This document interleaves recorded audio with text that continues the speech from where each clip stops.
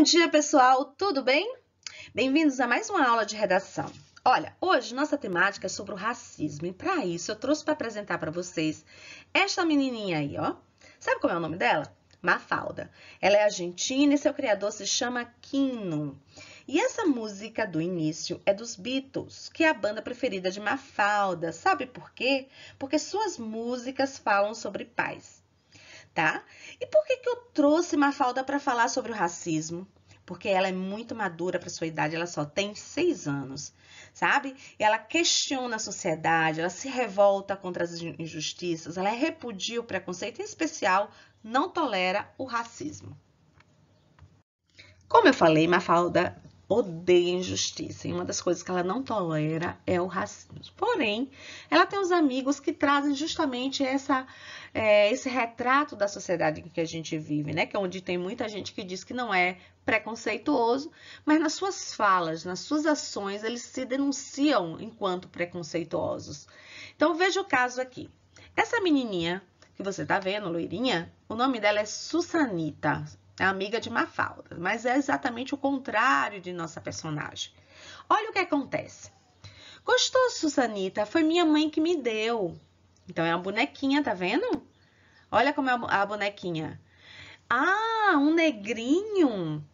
Aí, Mafalda responde. Por quê? Não vai me dizer que você tem preconceito racial. Olha, preconceito racial. Eu? Claro que não. Afinal, nós somos todos iguais. Olha que frase linda, né? Então, muitos racistas no nosso país, em especial, têm essa mania de achar que, na verdade, eles não são, mas nas suas atitudes, nas suas falas, se percebe que ele sente. Então, se ele se sente melhor do que o outro, que é diferente dele, ou porque somente tem uma cor diferente dele, então ele acaba se denunciando enquanto preconceituoso, enquanto racista. Aí ela diz, como é que eu vou ter preconceito racial? Aí, aonde você vai? Lavar o dedo. Por que, gente, ela vai lavar o dedo? Porque ela tocou na boneca. Isso mostra que ela é, sim, racista. Entenderam? Aqui embaixo ela diz assim, eu, racista, calúnia sua. Quer dizer, ela está inventando isso. Lógico que ela não é racista. Quando foi que eu disse alguma coisa contra esses pretos sujos? Gente, olha que terrível. Pretos sujos. Hein? Quando? Me diga. Quando? Fale aí. Isso é o que representa a nossa sociedade, principalmente os brasileiros. Eles têm a mania de dizer que não são racistas, mas nas suas atitudes e às vezes até assim encontramos nas suas falas o quanto eles são racistas. E a gente tem que parar um pouco e pensar sobre isso.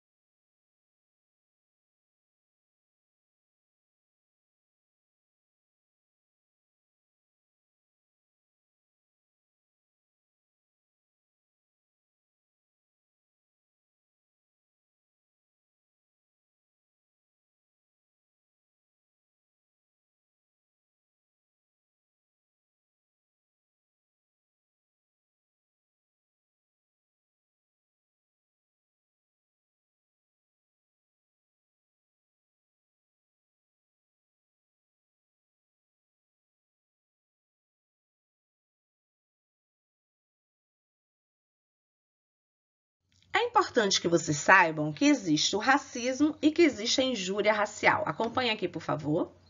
Estão acompanhando? Beleza. É a mesma coisa, racismo e injúria racial? Ou você sabe a diferença? Não, não é a mesma coisa. Tem a ver, porém, há uma pequena diferença, tá? O que é o racismo? O racismo implica na conduta discriminatória dirigida a um determinado grupo. Vou explicar melhor isso a vocês. Quando você fala assim, os negros, você tá falando com todas as pessoas que são negras.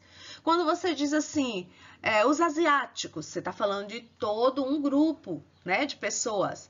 Isso é racismo e não injúria racial. Esse racismo é classificado como crime, tá? Tem uma pena, assim, pesadíssima. Já a injúria racial é algo mais particular. Por exemplo, consiste em ofender a honra de alguém com a utilização de elementos referentes à raça, à cor, à etnia, à religião ou à origem. Não se prende apenas à raça, né? Também se prende à cor, se prende à religião, se prende à sua origem. Então, você vai falar de uma forma mais específica, direto para aquela pessoa. Então, você fala algo para a pessoa, onde você vai agredi-la, né? Agredi-la ou vai fazer com que ela sofra com suas palavras. Isso vai ser classificado como injúria racial. Essas coisas que você fala, que magoe o outro, que esteja relacionado ou com sua raça, ou com sua cor, com sua etnia, com sua religião, ou mesmo com sua origem, tudo está dentro da injúria racial. Pessoal, a gente acha que essas coisas não acontecem com a gente, né? Ou com quem está próximo da gente, não no ambiente que a gente vive. Porém, eu trouxe um relato. Na verdade, era uma redação proposta pela professora Selma, né, na aula de redação, o ano passado. E aí, uma coleguinha de vocês, que hoje estuda o 8º ano, fez esse relato que eu achei muito bonito, um relato assim comovente, e que serve para a gente refletir um pouco sobre coisas que acontecem assim embaixo dos nossos narizes e que a gente às vezes não percebe. Né? Um amigo, um colega, uma pessoa que está agindo de uma forma preconceituosa e que a gente não faz nada para resolver o problema. Então, veja, vocês já aprenderam o que é racismo, vocês já aprenderam o que é injúria racial e tudo isso dentro de uma escola, que é um ambiente que vai ser proposto aqui nesse texto, ele se transforma em bullying. E enquanto as atitudes da gente, as falas da gente pode magoar o outro sem que a gente nem perceba. Então, vamos ler esse texto e vamos tentar trazer para a nossa vida pensando assim, será que eu faço ou falo algo que possa magoar o outro? Será que eu estou incorrendo no bullying mesmo sem eu ter essa intenção? Vamos lá? Vejam. Oi, no mês de janeiro de 3 de 2006, cheguei no ventre da minha mãe Solange. Foi o dia mais feliz da vida da minha mãe e do meu pai, Eduardo. No 4º mês, minha mãe estava ansiosa para saber o meu sexo. Meu pai queria um menino para jogar bola, mas querer não é poder, né? Veio uma menina, uma guria, eu. Ele teve sorte, porque por incrível que pareça, eu gosto de basquete. Continuando, minha mãe disse que meu parto foi assim uma confusão, pois o médico que ia fazer o meu parto teve uma doença grave, parece que foi câncer, e teve que viajar de última hora. O médico novo da minha mãe ficou bem nervoso, mas no final deu tudo certo. Minha mãe trabalha fora da cidade e antes prometeu à minha avó que o primeiro lugar que ia passar era na igreja para agradecer, né? Quando chegamos lá, tinha uma surpresa. Bom, aqui ela não diz qual é a surpresa, né? Talvez venha mais na frente, não me lembro.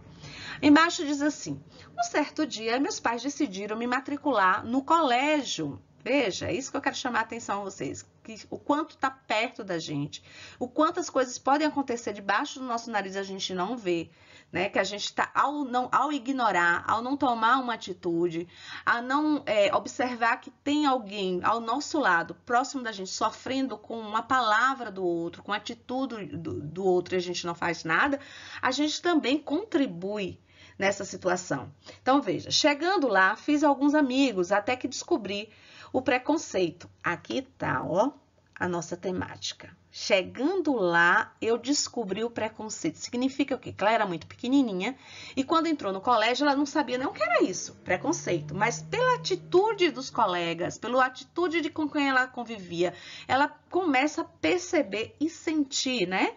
o que seria o tal do preconceito. Então, veja, descobri o preconceito das pessoas sobre minha cor. Sobre minha cor.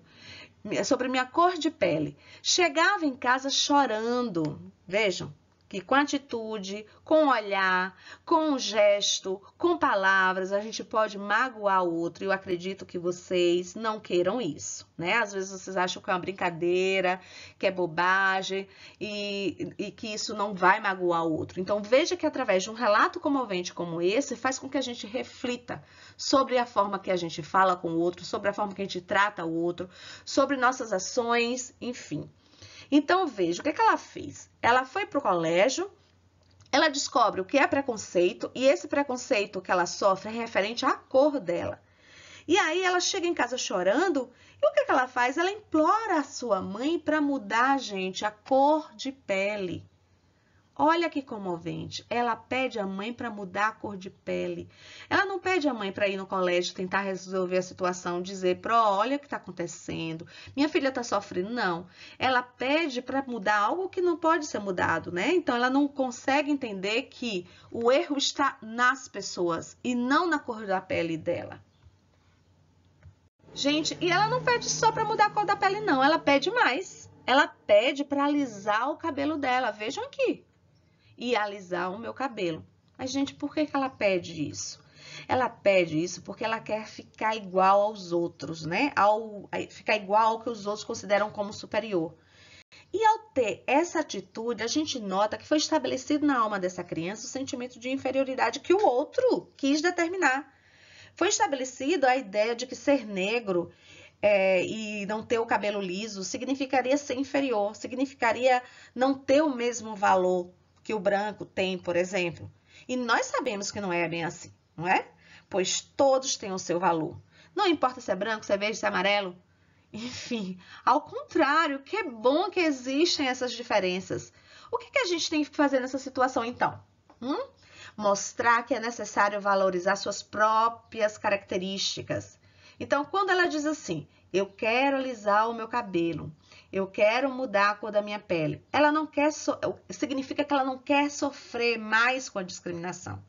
Significa que ela busca resolver o problema tentando se ajustar ao padrão de beleza e de valor instituído por quem? Quem que institui isso? Quem diz isso aqui é bonito, isso aqui não é?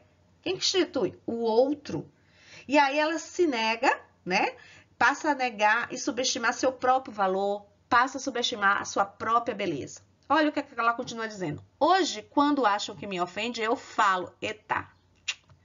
Não posso dizer o que ela falou aqui, tá? Para uma pessoa preconceituosa. Hoje estou no Aquarela no 7º ano. E meu nome é Eduarda Jasmine Moura Silva de Araújo. Eu sempre brinco chamando ela de Jasmine, mas é brincadeira, tá, gente? E ela não se importa. Olha, isso ela escreveu ano passado. Então, hoje ela tá aí no colégio, no 8º ano, tá? Mas eu quero saber de vocês, o que é que vocês sentiram ao ler esse texto? Eu acho ele muito comovente, porque ela passa toda uma verdade e ela acaba confessando algo que é difícil, né? Você dizer, eu passei por essa situação e eu sofri. Por isso o texto dela é muito bonito. Essa é a Glau e ela vai contracenar contigo. Você vai ter 2 minutos, você vai tentar decorar o máximo de frases que você conseguir e depois você vai falar olhando para ela, tá bom?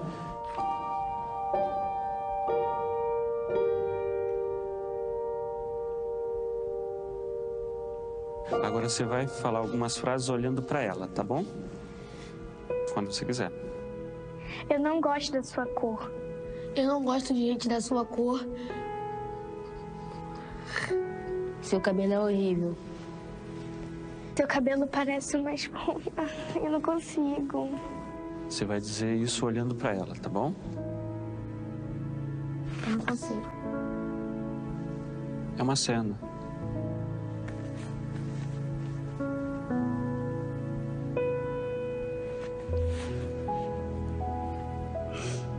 A gente está falando racismo. Quer tentar mais uma vez? Por quê? Porque eu não gosto de falar essas coisas. Quer ler de novo? Por que não? Porque eu não acho certo. Errado? Eu sou da mesma cor que ela. E eu já sofri bullying na escola. E eu também... Eu não gosto de falar isso para as pessoas. Eu me sinto mal. Como é que tu se sente dizendo isso pra ela? Eu sinto que tô sendo preconceituoso. Quem você acha que escreveu essas frases? Uma pessoa muito racista. Que acha que é melhor que todo mundo. Todo mundo é igual. Mas não percebem isso. E pra você, o que é preconceito? É você não respeitar as pessoas do jeito que a pessoa é. Preconceito é uma forma horrível de tratar as pessoas. Olha só, esses textos aí a gente tirou da internet, que pessoas reais falaram para outras pessoas, né? Você já viu em algum lugar essas frases, por exemplo? Na escola já. Já. Essa pessoa estava sentada num banco. Chegaram para ela dizendo: tu é negra, tu é horrível. Tu não deveria estar aqui. Você conhecia essa pessoa?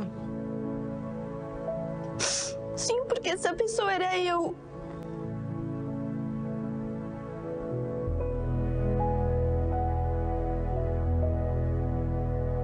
Você acha que seria mais fácil ler esse texto para mim, por exemplo, que sou branco? Não, Não seria mais fácil? não. Porque todos nós somos iguais.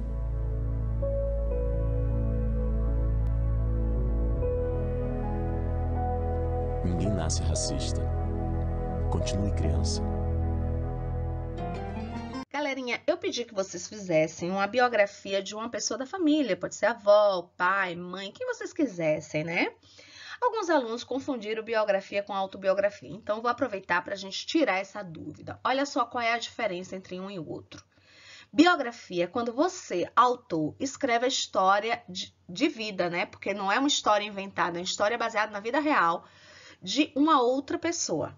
Mas quando você escreve sua própria história, a história da sua vida, aí você faz uma autobiografia baseada em fatos reais, tá? Não são contos de fada.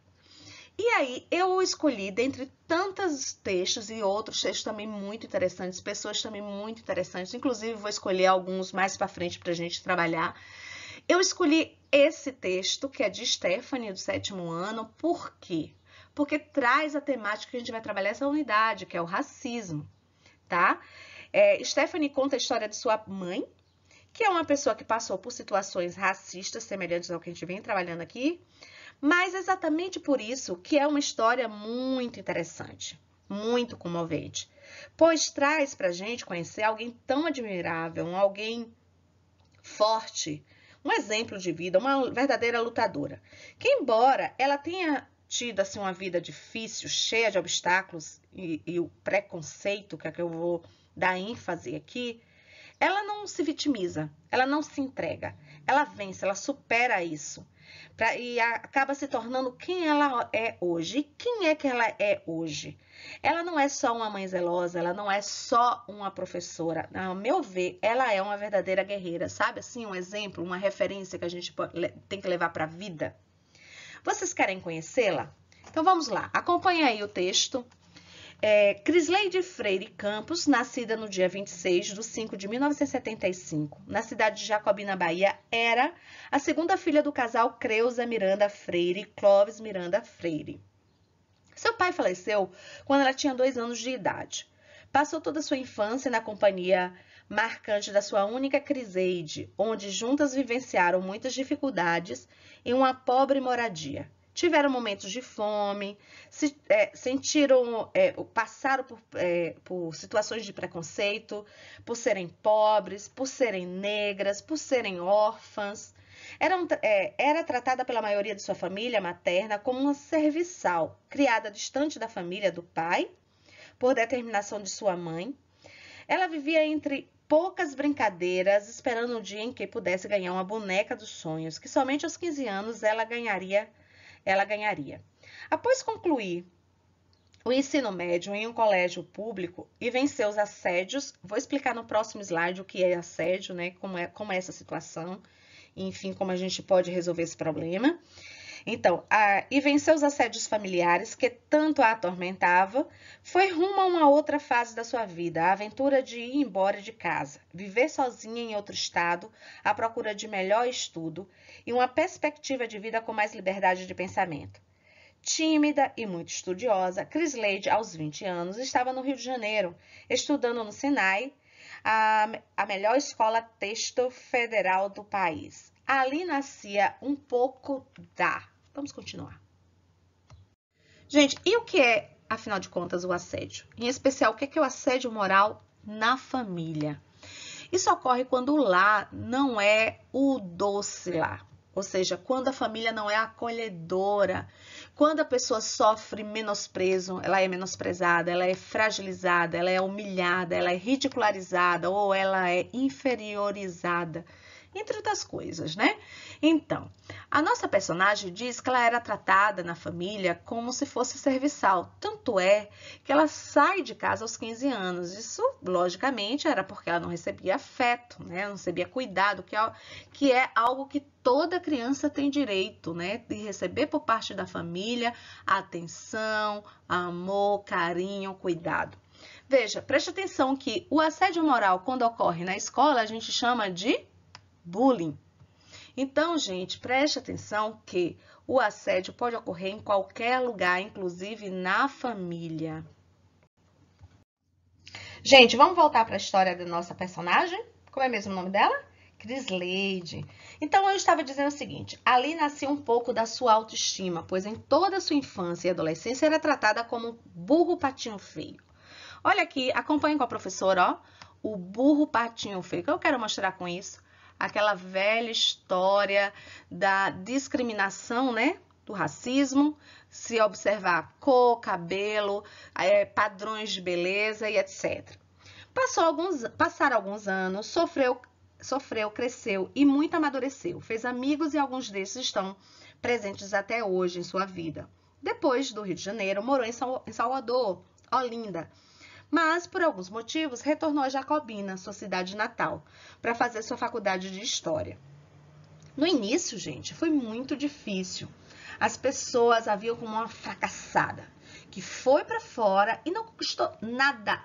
Retornou sem nenhum bem material, mas ela sabia que o maior valor que carregava era a sua experiência de mundo, o que ela viveu, a sua vivência. O conhecimento que adquiriu por mérito próprio, isso é que tem valor. E a faculdade queria completar, trazendo conhecimento científico. Já casada, casamento isso ocorrido em segredo em Salvador, 2 anos aproximadamente após o curso, ela engravidou. E sua história passa a ter outro rumo novamente. Fez concursos públicos e estabilizou como professora de 60 horas para sustentar suas 3 filhas. Mas a distância dos locais de trabalho, por serem outras cidades, fazia com que ela ficasse muito tempo fora de casa. Então, gente, olha, a dor, a saudade, a preocupação com as crianças eram constantes. Então, por causa disso, surgiu um novo obstáculo. Veja, começou a se destacar em seu trabalho, mas, apesar disso, adquiriu síndrome de burnout e entrou em uma depressão profunda. Durante 4 anos, tentou retornar à atividade de professora, mas, infelizmente, cada tentativa, a pior era mais evidente. Gente, olha, agora vem a parte mais triste, tá? Prepare os coraçõezinhos, não vão chorar, tá? Então, guerreira como muitas a chamam, Crisleide enfrenta agora uma batalha nunca esperada. Para uma mãe aceitar e conviver com a imensa dor, saudade, tristeza, olha, eu fico toda arrepiada, que é muito, muito comovente, que ele consome pela perda trágica e repentina de uma das suas filhas aos 7 anos de idade por dengue hemorrágica. Sua vida desmoronou, perdeu os trabalhos, muito da sua saúde é comprometida. Ela não vive, ela sobrevive, mas em meio a tanto sofrimento se agarra em Deus para sobreviver. Para suas 2 outras filhas, os únicos amores que realmente tem. Quando a Melissa, que virou um anjo, foi criado um projeto, isso é homenagem, Projeto Anjo Mel, nele, ela busca força para suportar essa triste perda.